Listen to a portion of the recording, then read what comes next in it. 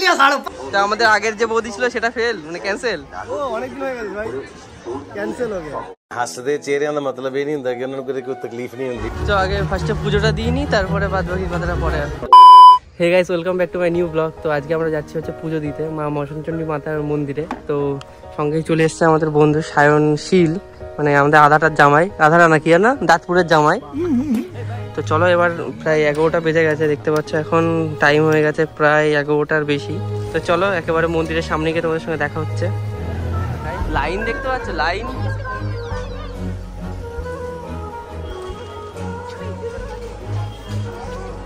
Line নেই।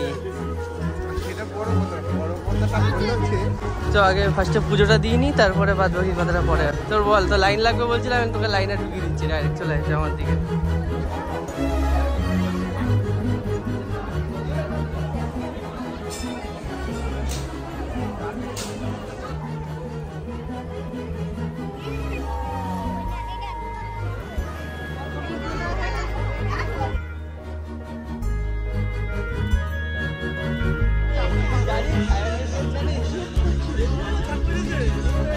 বলছি এখানে আমরা একটা বৌদি, মানে আমাদের বৌদি একটা জনকে পেয়ে গেছি।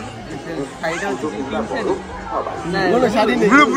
শাড়ি নেই বলছে, কি বলছিস ভাই কি? চলো আমরা এখন ওই বৌদিটাকে এবার একটু খুঁজতে হবে, তো দেখা যাক। তো আমাদের আগের যে বৌদি ছিল সেটা ফেল মানে ক্যান্সেল। ও অনেক দিন হয়ে গেছে ভাই, ক্যান্সেল हो गया। हसदे चेहरे का मतलब ये नहीं होता कि उन्होंने कोई तकलीफ नहीं होती। তো গাইস, এটা হচ্ছে আমাদের মা মশনচণ্ডী মাতার মন্দির। আর দেখতে পাচ্ছ চারিদিকে এতটা ভিড়, এখানে ছবি তুলবো একটা থাম্বনেলের জন্য, তো থাম্বনেলের কোনো একটা জায়গা পাচ্ছি না। তো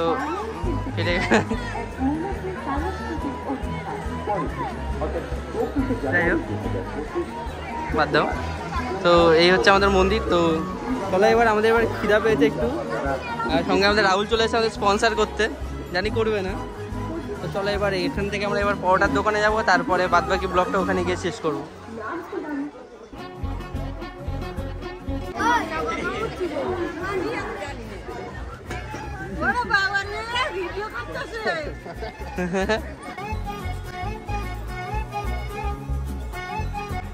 इस राह पे तुम चल रहे हो बेटा, एक दिन बुरी तरह फंसोगे।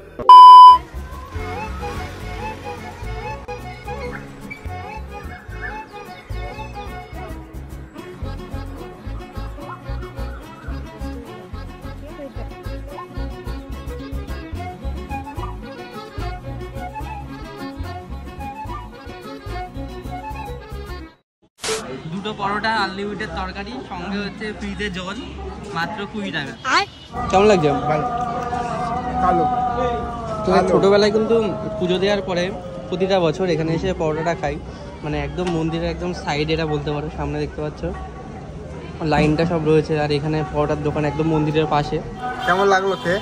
ভালো লেগেছে, তবে তরকারিটা ঠিক আগের মতো আর এখন স্বাদটা পেলাম না, হয়তো লাস্টে এসছি বলে নাকি জানি না। ছোটবেলায় একটা স্বাদ ছিল তরকারিটার মধ্যে।